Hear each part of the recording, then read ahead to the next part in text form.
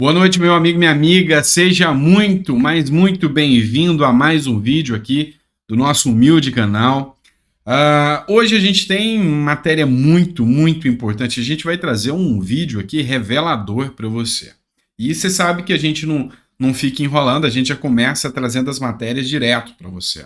Só preciso trazer um recadinho que é para você se situar, tá? Hoje é dia 30 de janeiro, esse é o quinto vídeo do dia, o vídeo das 9 horas da noite. Então, nesse vídeo ele costuma se estender um pouco mais porque eu vou trazer muitos assuntos. Tem mais ou menos uns 15 assuntos para me abordar para você, todos de interesse geral, tá? Todos muito importantes. Então, eu já vou começar com você trazendo aqui, eu vou trazer uma fala aqui importantíssima de um general, esse aqui é o Sérgio Etgoyen, e você vai entender um pouquinho o porquê esse vídeo é importante.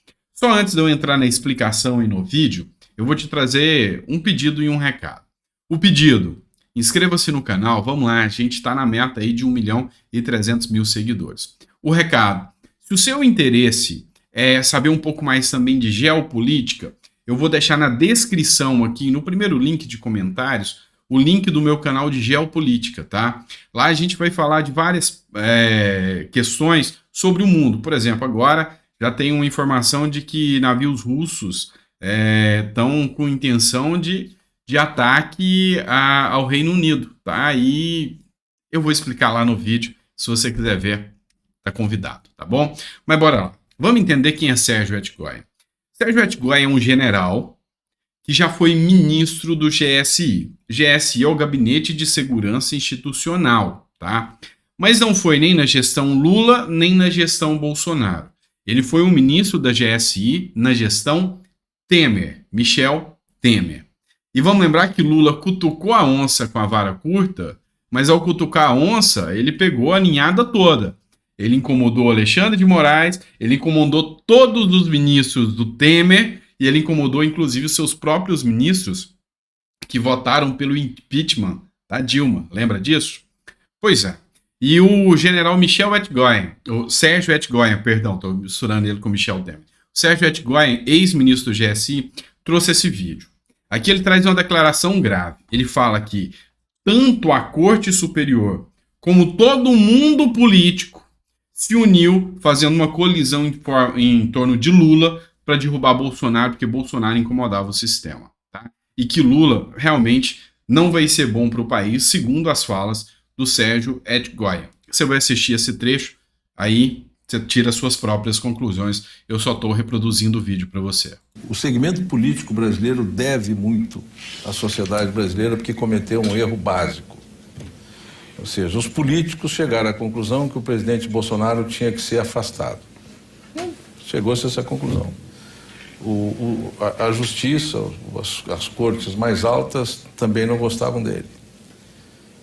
Criou-se uma grande aliança informal, enfim, diversas pressões, e foram buscar o presidente Lula como sujeito capaz, como candidato capaz de derrotar Bolsonaro. Alongaram a crise que nós vamos viver, que nós teremos 4 anos muito difíceis, porque a vitória foi apertadíssima, 1, alguma coisa, menos de 2%, alongaram a agonia, trouxeram de volta um presidente que tem coisas muito complicadas nas últimas administrações para resolver, para explicar, e a gente vive um momento muito difícil de prever o que vai acontecer, muito difícil de prever o que vai acontecer para o Brasil, até porque, como eu disse, nós dois concordamos. Eu não imaginava que fôssemos ter o episódio do dia 8 de janeiro. Pois é, pessoal. Então você vê que nas falas do Sérgio Etgoyen, ele traz de forma concisa de quem reconhece o que aconteceu dentro do sistema. Pois é, e aqui as acusações dele são duras e graves, tá? Duras e graves, inclusive alcançando os tribunais superiores, e é uma fala de um general ex-ministro, tá? Ou seja, a fala do general para você analisar. Bora lá, vamos falar agora um pouco sobre Jair Bolsonaro, tá? Jair Bolsonaro, ele tá confirmando aquela situação que a gente já imaginava. de ficar nos Estados Unidos um tempo a mais, talvez por medo do que os tribunais superiores, do que o mundo político aqui pode estar preparando para ele. Tá? Então, Bolsonaro deu entrada, foi confirmado que foi dada entrada no pedido de visto de turista lá nos Estados Unidos, para que ele possa permanecer um tempo a mais lá nos Estados Unidos. Essa matéria aqui é do CNN.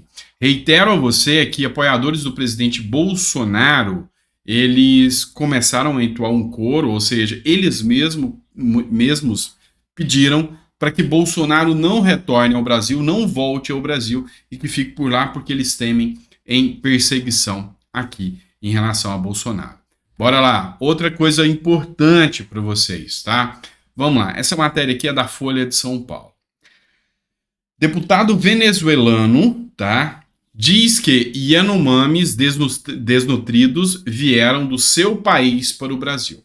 Então, o Romeu Guzamán, que é um deputado venezuelano, ele traz essa acusação grave de que os Yanomamis não são brasileiros, vieram da Venezuela. Ele que é um opositor a Nicolás Maduro.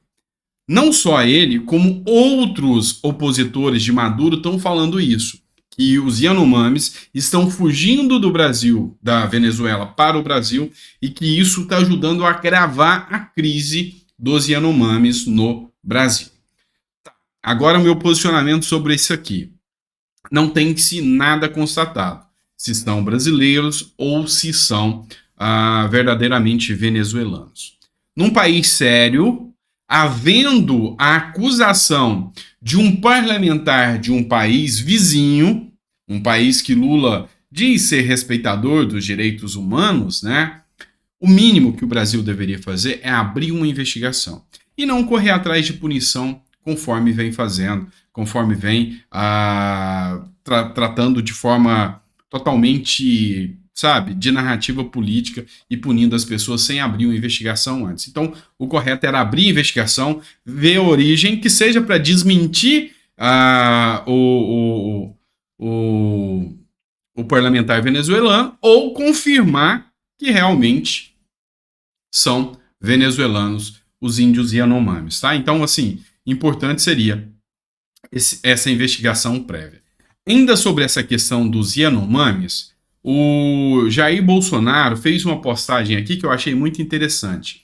Eu já fiz citações do Aldo Rebelo, tá? O Aldo Rebelo, ex-PCdoB. Então, o Aldo Rebelo, ex-integrante do Partido Comunista do Brasil, já foi ministro da Defesa e presidente da Câmara dos Deputados. Eu conheço pessoalmente o Aldo Rebelo, já participei de uma palestra dele, eu conheci pessoalmente, achei um cara genial. Eu estava acompanhando o Pablo Marçal no Rio de Janeiro, então a gente acabou conhecendo o Aldo Rebelo lá. E o Aldo Rebelo trouxe algumas informações importantes. Uma delas, e é grave, que os próprios índios atuam dentro do garimpo, ou seja, é interesse dos indígenas também atuar dentro do garimpo. Então tem índios que são os responsáveis pelo garimpo, que os índios vivem naquela situação e que aquela situação é antiga, tá? E, de certa forma, está havendo um superdimensionamento do assunto, querendo colocar a peste em Bolsonaro, tá? Então, o próprio Bolsonaro trouxe essa postagem aqui do Aldo Rebelo. E interessante, tá? Aldo Rebelo tá trazendo pautas coerentes. Ele postou aqui também seu Twitter, tá? Ó, minha entrevista de hoje para o jornal O Globo. Uma postagem de hoje de manhã, fazendo uma defesa em relação aos militares contra o governo PT. Ó, a matéria, eu até recomendo você assistir, tá lá no O Globo, tá? A agenda identitária do PT não pode ir para as instituições militares de ensino. Então aqui, inclusive, ele faz uma defesa das instituições militares, ele corrobora com o que o Miro, ex-constituinte, já tinha dito também, que as ações ocorridas no dia 8 não são capazes de abalar a estrutura institucional e a estrutura democrática do Brasil. Então o Aldo Rebelo faz essa crítica, que tece essa crítica ao Lula. Ou seja, a gente começa a separar agora aquela ala ideológica da esquerda e aquela ala mais sensata da esquerda que vem trazendo críticas ao governo Lula naquilo que está errado. E lógico, tem que confirmar aquilo que acerta também. O que tá difícil achar algumas coisas, mas naquilo que acerta tem que ser confirmado. Vamos lá. Outra matéria para vocês agora do Igor Gadelha, tá? Vamos falar de Michele Bolsonaro. De volta ao Brasil, Michele Bolsonaro começa a trabalhar nessa semana, tá? Ou seja, agora ela está em atuação num cargo novo e ela está designada dentro do PL, recebendo um salário para isso, como presidente do PL Mulher, tá? Em Brasília, desde quinta-feira, dia 26, Michele Bolsonaro deve começar a dar expediente como presidente do PL Mulher nessa semana. Mas não só isso. Segundo informações, ela já vai começar os trabalhos já de preparação de campanha, tá? Não chega a ser uma pré-campanha, que é próximo ao período, mas é uma preparação para a campanha, ou seja, ela vai dialogar, tentando trazer nomes fortes femininos para o PL e construindo uma base e uma estrutura sólida para tentar, em 2026, o pleito eleitoral. Essa é a definição e essa é a aposta do PL. Queria que você colocasse no comentário qual o seu posicionamento sobre Michele Bolsonaro em 2026. Lembrando que existem nomes fortes, tá? Eu tenho uma visão sobre o trabalho de Zema, tá? De Romeu Zema, que seria um nome muito forte também para 2026. Quem sabe uma coalizão. Eu já tinha chegado a falar para vocês uma união aqui entre Tarcísio e Zema, que seria imbatível. Mas Tarcísio, ao que se percebe, ele pretende continuar no segundo mandato ao governo aqui do estado de São Paulo. Já uma coalizão, uma união, Zema e Michele Bolsonaro, Zema presidente, Michele vice, eu acho que teria uma estrutura e uma solidez ainda maior para 2026. O comentário é seu. O que você acha sobre isso, uma vez que Bolsonaro já anunciou a deixar a vida pública? Bora lá que tem mais coisa importante para vocês. Tem mais coisa chegando. Vocês sabem que aqui no nosso canal é pauleira atrás de pauleira, né? A gente não perde tempo em trazer as notícias para vocês. Vamos falar de Marcel Van Hatten, que é partido novo, correligionário do Romeu Zema. Ele está predestinado, ele está, sabe, correndo atrás agora das assinaturas. Ele quer uma CPI contra o STF e o TSE por abuso de poder. Então ele quer a chamada CPI da toga, né, da Lava Toga, ele quer buscar assinaturas. Segundo informações do próprio Van Hatten, que chegou a postar até no seu Twitter, e para quem não conhece o Marcel Van Hatten, tá, eu o conheço pessoalmente, inclusive tem um projeto meu entregue para ele. Para quem não conhece o Marcel Van Hatten, ele é do Partido Novo, tá? E ele trouxe uma informação importante, interessante até. Todas as CPIs que estavam na lista, elas se eliminam a cada virada de mandato.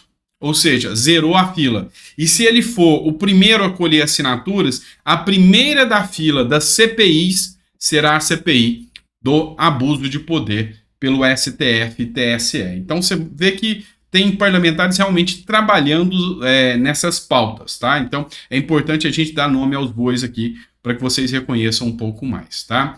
Bora lá. Eu trouxe essa matéria e eu vou ter que repetir essa matéria para você.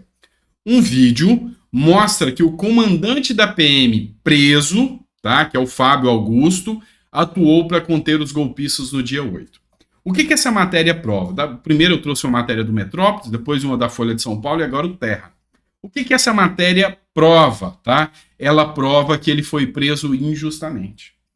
Segundo acusações do Flávio Dino e o mandado de prisão por Alexandre de Moraes, ele prevaricou, ele não agiu.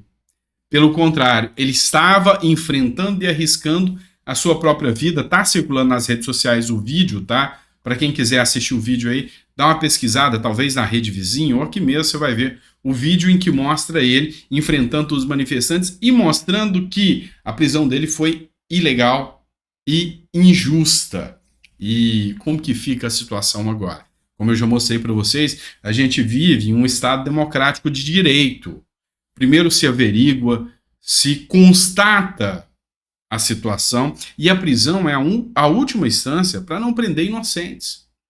Mas a partir do momento que a política é utilizada, assim como o Coronel Sérgio, o General Sérgio trouxe, a partir do momento que o judiciário ele perde esse foco do devido processo legal, arbitrariedades acontecem, tribunais de exceções, de exceção, não são permitidos, tá? Dentro da justiça brasileira. Um dos artigos da Constituição, um dos incisos da Constituição, no artigo 5º é que não haverá tribunal de exceção, tá? E tribunal de exceção é você criar regras novas para julgar aquele caso em concreto, ou seja, abrir uma exceção da regra para poder condenar alguém. Isso aí é o cúmulo da arbitrariedade, isso é totalitarismo, isso é o que o Brasil vem vivendo nesses dias, a partir do momento que você vê pessoas inocentes sendo presas. Bora falar de Tarcísio, já que a gente já comentou de Tarcísio, e aqui, como eu disse, o canal é pauleira, vai trazer matéria, nós estamos quase na metade. O Tarcísio diz que Paulo Guedes será presidente de conselho no governo de São Paulo. Qualificadíssimo e genial. Pessoal, hoje eu acompanhei uma matéria onde o pessoal do Pânico fez uma pergunta para Tarcísio. Se Tarcísio era um traidor por estar com Lula. A resposta de Tarcísio foi simplesmente genial. Ele falou, olha, eu estava com Lula porque eu não tenho um alinhamento ideológico com ele, mas eu tenho um Estado a governar e eu quero o melhor para essa nação. E eu levei um plano de privatização do Porto de Santos. A narrativa é simples, criar 60 mil empregos. Se Lula não quer, o povo vai saber que ele não quis criar 60 mil empregos. É simples assim. Ou seja, mostrando o quanto é articulado, o quanto é preparado, e era uma aposta para 2026, não tenha dúvida disso, tá? Não tenha dúvida disso. Mas, entretanto, agora, ele coloca esse nome de peso, que é o Paulo Guedes. Lembrando que o Brasil, depois de 8 anos, fechou com superávit de 56 bilhões de reais através da gestão Paulo Guedes. E Tarcísio totalmente alinhado com Guedes nesse ponto. Vamos falar um pouco agora de aposentados? Eu estou com saudade de falar dos aposentados. Para quem acompanha o nosso canal há mais tempo, sabe que a nossa luta começou trabalhando bastante na pauta dos aposentados. Mas a notícia não é tão boa, tá? O INSS já está há um mês, exatamente um mês, sem presidente do INSS. E as entidades de defesa dos aposentados disseram que isso é muito preocupante. Então muitas pessoas perguntam até por que eu não estou fazendo projetos em prol dos aposentados, projetos de lei. Pessoal, tá tudo parado, tá? Estou esperando tudo voltar, aí a gente vai continuar o trabalho em prol dos aposentados. Vocês vão ver a gente fazendo um trabalho com vocês novamente, tá? Tem mais coisa importante chegando para vocês. Bora falar do Estadão aqui e vamos falar. Enquanto o aposentado só leva a labuta, só sofre, infelizmente a gente vê a estrutura brasileira agindo da forma que ela é, sabe? Sem se preocupar com o cidadão.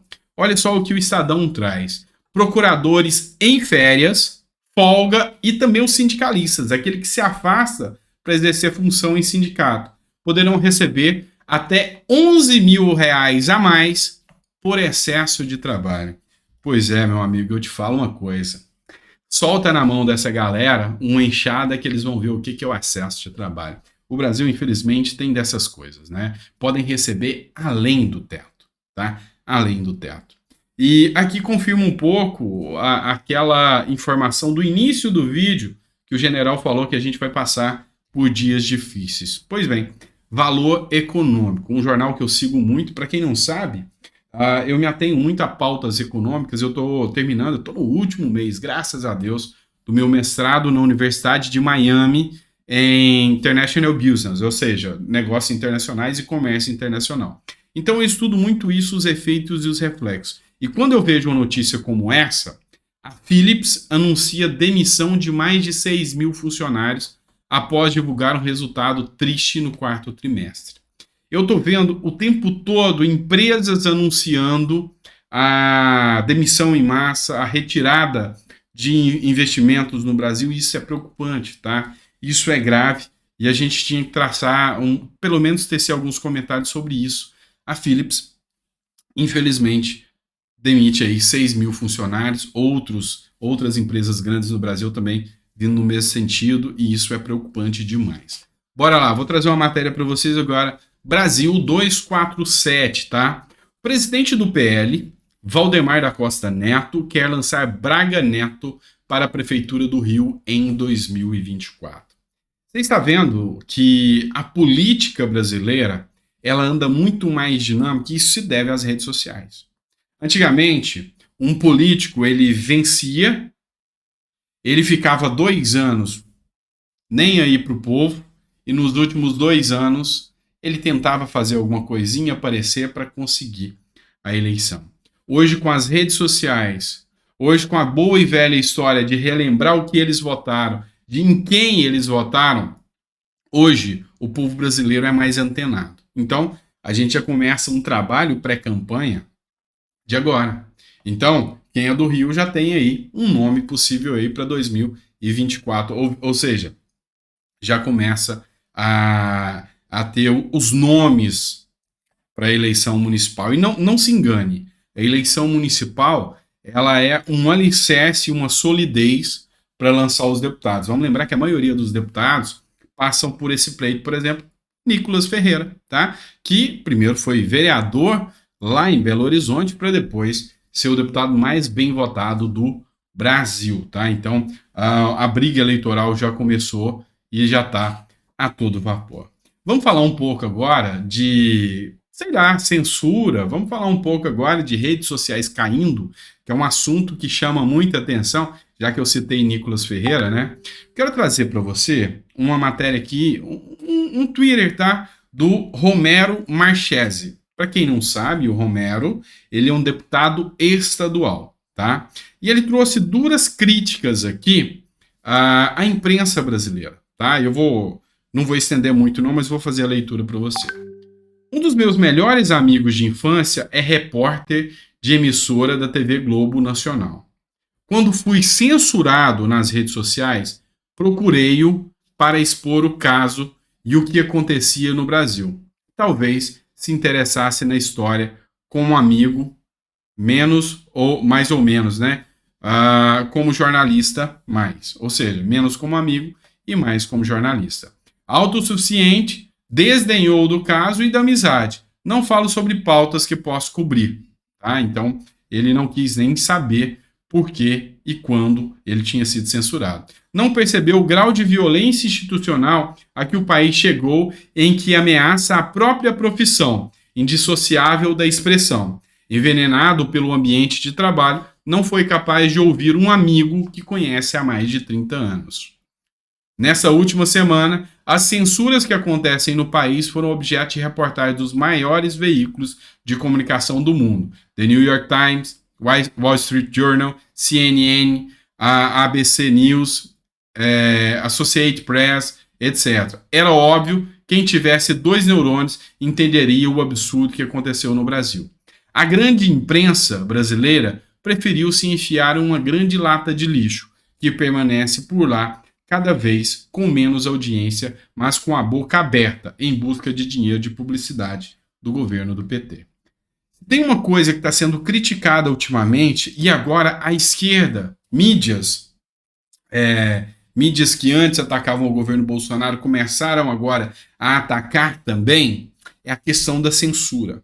E hoje a mídia internacional tomou um protagonismo, isso se deve a um jornalista de esquerda, ao Glenn Greenwald, tá? Que dentro da coerência, ou seja, ele tem uma ideologia, e na ideologia dele ele defende as pautas dele, mas dentro da coerência não se alinha com ditaduras, não se alinha com ações autoritárias, e levou lá para o The New York Times e de outras pautas também o que acontece no Brasil. E hoje é uma voz que ecloa, é um assunto que ecloa dentro das redes. E quando eu falo dentro da mídia internacional, e quando eu falo que as pessoas têm que abrir um pouco a mente, porque é fácil você apontar o dedo para os outros e rir da cara enquanto a água não chega até você e não começa a te afogar. Eu vou trazer aqui, esse é um influenciador de esquerda, petista, tá? Chama-se Thiago dos Reis, tá? Ele fez a seguinte postagem: atenção, o TikTok Brasil acaba de banir minha conta com 627 mil seguidores, sem motivo algum, nenhuma notificação, nada. Bolsonarista está pedindo golpe de Estado? Pode. Denunciar os crimes da extrema-direita? Não pode. Eram mais de 400 milhões de visualizações por mês. Pois é, o que eu quero alertar sobre essa esse tipo de conduta, tá? Esse tipo de situação. Não se trata de você acusar A ou B. Se trata disso aqui, ó. Nenhuma notificação, nada. Parabéns, eu lhe apresento o devido processo legal. O direito de defesa, o direito de se defender, de entender o que está acontecendo para não viver em censura. Essa é a reclamação que muitas pessoas de direita têm. E talvez agora algumas pessoas da esquerda comecem a entender, porque vai chegar até eles também. Aguarde, confie, ainda mais depois dos ataques do Lula ao Michel Temer e, em reflexo, Alexandre de Moraes. Calma, que vai chegar até a esquerda e a esquerda vai entender o que é que a direita está alegando quando se fala em liberdade de expressão. Vamos lá, vamos trazer mais uma matéria. Vocês viram que aqui é frenético, né? Aqui não para. O Procurador-Geral da República, que é o responsável pelo Ministério Público e pelos processos criminais, ele denunciou mais 225 pessoas por participação dos atos do dia 8. Eles estão fazendo uma série de investigações, buscando financiadores e apoiadores. Então foram mais 225 pessoas que foram indiciadas, tá? Que receberam a denúncia, que foram oferecida a denúncia contra eles, e ao que parece, mais bloqueios de valores de empresas ligadas aos atos que aconteceram no dia 30 também tiveram valores bloqueados, tá? Então, é a atuação do Ministério Público na busca e na perseguição daquelas pessoas que agiram de forma absurda no dia 8 de janeiro, e eu não corroboro nem um pouco com invasão, depredação, violência, nada nesse tipo é intolerável num Estado democrático de direito. Eu reitero a vocês, eu sou legalista e como legalista eu defendo que a lei garante. E depredação, qualquer coisa nesse sentido, não há garantia legal. Vamos falar um pouco mais aqui, ó. Lei Rouanet. Isso aqui é grave. Vamos lá. Ex-secretário de Cultura rebate o governo Lula. André Porciúncula comentou sobre a verba bloqueada. O que aconteceu? A Margareth Menezes, que é a atual ministra da Cultura, está toda comemorando, tá? Porque ela ganhou 10 bilhões de orçamento para a cultura. Ela também que deve 1 milhão para a própria pasta. Informações são da mídia, tá? Não são minha. E ela anunciou que tinha 1.800 casos da Lei Rouanet parados e ela resolveu liberá-los. E essa liberação a mais é mais 1 bilhão para os cofres públicos. Tá, não vamos entrar no mérito aqui da cultura, da geração de empregos que o setor de cultura gera. Tudo isso é importante. Só que a gente tem que olhar com uma visão muito mais séria sobre tudo isso. Isso é dinheiro público. Pessoas que têm já um conhecimento e uma notoriedade, como a própria Cláudia Raia, recebem mais de 5 milhões para produzir eventos em teatros. Também não é justo que o pagador de impostos veja o seu dinheiro e os seus recursos aplicados naquilo que não é a divisão dele. Quer um exemplo? Por exemplo, uma família evangélica pagadora de seus impostos vê o seu dinheiro aplicado em um bloco de carnaval. Pois é, meu amigo. A Lei Rouanet banca bloco de carnaval também. Banca também, por exemplo, a Oktoberfest, que é uma festa privada. Então, tudo isso tem incentivo da Lei Rouanet. Seria o momento? Deixa eu te perguntar, se um aluno que está numa escola lá da periferia, que não tem alimento suficiente, se ele está com a cabeça para a cultura, ou seja, a gente primeiro tem que observar as necessidades básicas do povo e do cidadão, oferecendo então, e sim, cultura de qualidade para um público apto a recepcionar trabalhos de cultura e, lógico, tem a demagogia, que é a Lei Rouanet, que grande parte dos brasileiros não aprovam essa lei. Não vamos ser demagogos aqui, beleza? Vamos lá, que não acabou ainda não, pessoal. Vou tentar ir rápido aqui. Costa Neto pode ser chamado a depor sobre a minuta do golpe, diz diretor da Polícia Federal. Vamos lembrar que alguns partidos, se eu não me engano, o PSOL e o PT, apresentaram representação contra Costa Neto. Numa entrevista na CNN, até os próprios aliados falaram que ele falou demais. Falou que Bolsonaro perdeu porque ele deu ouvidos aos militares, falou que Bolsonaro perdeu porque ele não soube gerir a pandemia, mas também falou que todo mundo tinha uma minuta de golpe em casa.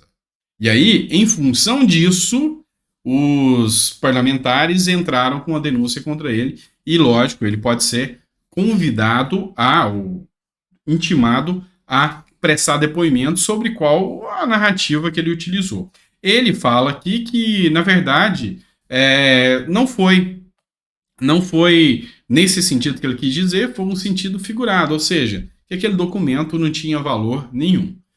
Tô quase perdendo a voz, mas vamos continuar. Bora, tem mais um aqui para vocês. O Bolsonaro entrou na disputa do Senado para ajudar na eleição do Rogério Marinho, mas entrou de forma bem sucinta. Ele entrou em contato com pessoas que não são do PL, mas que são senadores que têm uma certa afinidade com o Bolsonaro, pedindo o apoio. E Bolsonaro pode. Bolsonaro não tem cargo eletivo mais, Bolsonaro não tem qualquer cargo, diferente do que aconteceu da denúncia feita em relação a ministros do STF que fizeram essa ação. Foi uma matéria do Terra, tá? Divulgada, que se constatado for que isso é verdade, eu não estou afirmando, simplesmente reproduzo aqui o material e dou a minha opinião jurídica sobre isso, enquadra-se no artigo 39 da lei de impeachment e configura, sim, crime de responsabilidade, inclusive dando aso a impeachments do ministros do STF. 3 nomes foram citados: Lewandowski, Moraes e Gilmar Mendes, nessa matéria que foi trazida à baila. Tinha mais 4 matérias, mas eu acho que não... Vamos. Já que atrasamos um pouquinho, só para encerrar. Primeira, carta capital. O clima entre aliados de Pacheco em meio à disputa pela presidência no Senado. Os correligionários do Pacheco, tá? A turma do Pacheco, está confiante. Eles acham que Rogério Marinho não teria a menor condição. Só que começou um trabalho, uma mobilização grande em prol de Rogério Marinho e cada vez ele vem ganhando mais corpo e deixando mais preocupados. O Gustavo Gaia, que foi quem encabeçou e começou esse movimento, ele trouxe um vídeo hoje em seu Twitter e falou: empatamos. Já tem 34 deputados que já declararam voto a Pacheco, tem 34 que declararam voto a Marinho e tem 13 que ainda estão indefinidos. Ironia o número 13, né? Mas tem 13 que ainda se encontram indefinidos. Foi a informação que o Gustavo Gaia trouxe aí. Matéria rápida aqui também. Influenciadores de finanças estão começando a enfrentar crises e demitir. Tanto a Nath, do Me Poupe, assim como o Thiago Nigro, também, do Primo Rico, estão passando por dificuldade porque ninguém está querendo investir dinheiro no Brasil até saber o que vai dar dessa história toda. Tá? Todo mundo está preocupado, todo mundo está com medo, ninguém sabe o que vai acontecer. Tá bom? Tem mais uma matéria, a última, eu garanto para você. Governo Lula articula para livrar empreiteiras da Lava Jato de multas. Olha a ideia genial que faz com que as pessoas tirem o dinheiro do Brasil. Vai pegar empresas corruptas, condenadas, que devem multas, mais de 10 bilhões em multas aos brasileiros, para fazer com que essas empresas prestem serviços ao governo para pagar a multa. Vamos lá, mas se eles roubaram antes, durante um contrato convencional, você confiaria em entregar a eles agora novos contratos para eles sanarem as multas? Será que não vai haver superfaturamento? Será que não vai haver malbarateamento do dinheiro público? Você confiaria? Se você fosse roubado, um ladrão vem e rouba você. De repente, se acha o ladrão e esse ladrão é condenado. Para apaziguar a pena dele, para te ajudar a sanar as coisas, o juiz te oferece que você coloque o ladrão dentro da sua casa para trabalhar para você. Você toparia? Pois é, eu acredito que não, né? Eu não. Ficou até o final do vídeo? Espero que você tenha gostado. Hoje passou ainda mais. Eu acho que cada vez a coisa está ficando mais grave, porque ontem foi 30 minutos, eu achei muito, hoje já deu 34. Mas assim, é a forma que eu achei de deixar você bem informado, de forma rápida. A gente passou por quase 20 matérias aqui, em pouco mais de 30 minutos, pouco mais de 1 minuto por matéria, mas é que para que você entenda realmente o quanto é importante tudo isso que está acontecendo na política brasileira e como isso afeta a sua vida. Tá? Se ficou até o final, lembra de deixar o comentário aí, fiquei até o final. Se gostou, dá um comentário aí falando que gostou, e se discorda de alguma coisa, de forma educada e ordeira e democraticamente, coloca no comentário. Assim eu aprendo com você. Aqui é um aprendizado. Eu nunca vou abrir mão de aprender, ainda mais com quem confia em mim e eu confio em vocês, senão estaria produzindo conteúdo e você não estaria aqui assistindo. Então, o seu comentário é realmente muito importante para mim, tá? E lembrando a você, quer saber sobre geopolítica? Vou deixar o link do nosso canal aí na descrição para você. Um abraço, fica com Deus e até o próximo vídeo.